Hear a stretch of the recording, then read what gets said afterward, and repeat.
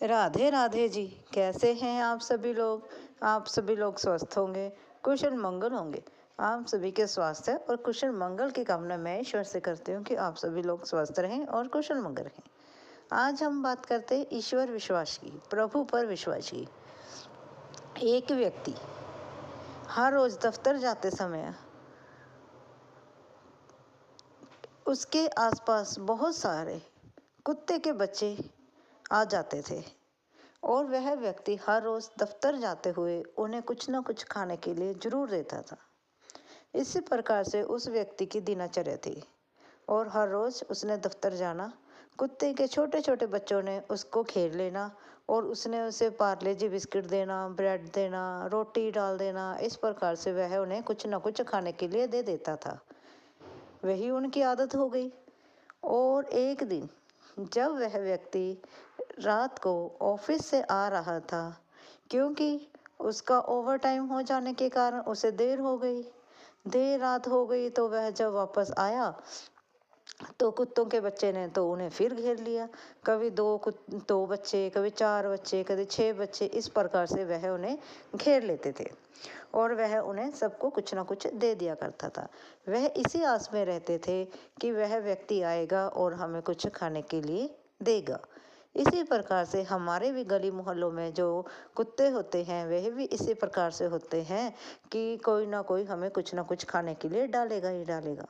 इस प्रकार से वह व्यक्ति जो एक दिन बहुत देर से घर आता है और उसे 5-6 जो कुत्ते के बच्चे होते हैं वे घेर लेते हैं, लेकिन आज उसके पास उन्हें खिलाने के लिए बिस्किट नहीं थे और ना ही कुछ और चीज़ थी। फिर वह व्यक्ति सोचे, अब मैं इन्हें क्या खिलाऊं, क्या दूं? आज मेरे पास कुछ भी इन्हें खिलाने के लिए नहीं है। लेकिन वह जो कुत्ते हैं वह कुछ खाने के लिए उसके ऊपर झपट झपट कर रहे थे और उनके आगे पीछे हो रहे थे ताकि वह उन्हें कुछ खाने के लिए दे। लेकिन देर इतनी हो चुकी थी कि दुकानें भी बंद हो चुकी थी। अब वह व्यक्ति सोचे कि मैं अब इन्हें खाने के लिए क्या दूं। इस प्रकार से आगे पीछे दौड़ते हुए जो कुत्ते हैं उसके पीछे चलते हैं और इस प्रकार से धीरे धीरे उसका घर आ जाता है। जब वह व्यक्ति घर के अंदर जाने लगता है, देखता है कि कुत्ते तो बाहर उसके दरवाजे के ही अब भी खड़े हैं। कुछ देर बाद भी वह जब अपने घर का दरवाज़ा खोलता है तब भी देखता है कि वहीं पर वह कुत्ते के जो बच्चे हैं वहीं पर बैठे हैं कि बाहर आऊँगा और कुछ उन्हें खाने के लिए दूंगा। लेकिन किसी कारणवश आज उसके घर में बिस्किट नहीं थे। लेकिन फिर वह दरवाज़ा बंद कर चला जाता है अंदर सोने के लिए। फिर क्या देखते हैं, जैसे कि हम लोग हैं, हम भी क्या करते हैं, जब तक प्रभु हमारी सुनते हैं, हमारी सभी इच्छाएं पूरी करते हैं, तब तक तो हम भगवान की सुनते हैं, भगवान के पास जाते हैं, उनकी पूजा अर्चना करते हैं। जिस दिन भगवान हमारी सुनता नहीं, हम उधर से खिसक के कहीं और ठिकाने हो लेते हैं। इसी प्रकार से सभी कुत्ते वहाँ से चले जाते हैं और एक ही कुत्ते का जो पिल्ला होता है वह रह जाता है। कुछ देर बाद उस व्यक्ति को भी याद आता है कि कल मेरे घर कुछ मेहमान आए थे, उनके लिए मैं काजू और पिस्ता वाले बिस्किट लाया था, वह कुछ पड़े होंगे। वह रसोई में जाता है और डिब्बा खोलता है, उसमें देखता है 2-4 बिस्किट बचे पड़े होते हैं। वह उन्हें निकालता है और पिल्ले को डालने के लिए चला जाता है। जब वह दरवाज़ा खोलता है, देखता है सभी कुत्ते के बच्चे जो हैं वह चले गए होते हैं। एक ही बच्चा जो है वह दरवाजे के बाहर अब भी इंतज़ार कर रहा होता है कि शायद मैं कुछ ना कुछ ज़रूर खाने के लिए उसे दूंगा। तो सभी बिस्कुट जो हैं उसी को ही मिल जाते हैं। कहाँ तो मैं यह सोच रहा था, इतने सारे कुत्तों में मैं ये 2-4 बिस्कुट किसको दूंगा, मैं उन्हें थोड़ा थोड़ा टुकड़ा करके ही डाल दूंगा। लेकिन वह कुत्ते इंतज़ार ना कर सके और वहाँ से चले गए, तो सभी जो बिस्कुट हैं उसी एक पिल्ले को ही मिल गए। इसी प्रकार से हमारा भी स्वभाव इसी प्रकार से होता है कि हम इंतज़ार नहीं करते हैं। हम प्रभु के मंदिर तो जाते हैं, प्रभु को पूजा और उस पर विश्वास तो रखते हैं, लेकिन जिस दिन भगवान हमारी नहीं सुनते हैं तो हम वहाँ से कट लेते हैं, वहाँ से हम चले जाते हैं। अगर हम भगवान शिव को मानते हैं, जब तक तो भगवान शिव हमारी पूरी करते हैं, पूजा करते हैं जब तक हम उनकी और वह हमारी प्रार्थना सुनते हैं तब तक हम उनकी ही पूजा करते हैं। जिस दिन वह हमारी नहीं सुनते हैं फिर हम उनका इंतज़ार नहीं करते हैं और तब हम भगवान श्री कृष्ण की तरफ चल जाते हैं या भगवान साईं नाम की तरफ चले जाते हैं या किसी अन्य की तरफ चल जाते हैं। इसी प्रकार से हमारा भी स्वभाव हो गया है कि हम इंतज़ार नहीं कर पाते हैं। हमें श्रद्धा रखनी चाहिए, विश्वास रखना चाहिए। हमें एक भाव से, एक मन से, एक ही जगह पर टिके रहना चाहिए ताकि भगवान को भी ऐसा ही रहे कि दुख हो या सुख हो इस व्यक्ति ने तो मेरे पास ही रहना है और कहीं जाना ही नहीं है। जैसे कि बच्चे को भी पता होता है, चाहे मैं रोऊं, चाहे पोटी सुसु करूं, चाहे मैं हंसूं, मेरी माँ ने तो मुझे उठाना ही है। इसी प्रकार से ईश्वर होते हैं। हम चाहे हंसें चाहे रोए, अगर हम एक भगवान के पास रहेंगे तो वह हमारी जरूर सुनेंगे। इसी प्रकार से भगवान पर विश्वास रखें, उन पर श्रद्धा रखें। वह हमसे परे नहीं है, वह हमारी जरूर सुनते हैं और हमारे लिए कुछ ना कुछ करेंगे ही करेंगे। देर करें सवेर करें, वह जरूर करेंगे। बोलो, प्रेम से बोलो, राधे राधे। करते हैं वीर हनुमान जी के बारे में। वीर हनुमान जी और उनके भक्त के बारे में। उनके भक्त जो हैं वीर हनुमान जी से पूरी भक्ति करते हैं, पूरी निष्ठा भावना के साथ उनकी पूजन करते हैं और उन पर पूरा विश्वास करते हैं। इसी प्रकार एक गांव में एक भक्त रहता था जो हनुमान भक्त था और उस गांव में बाढ़ आ जाती है।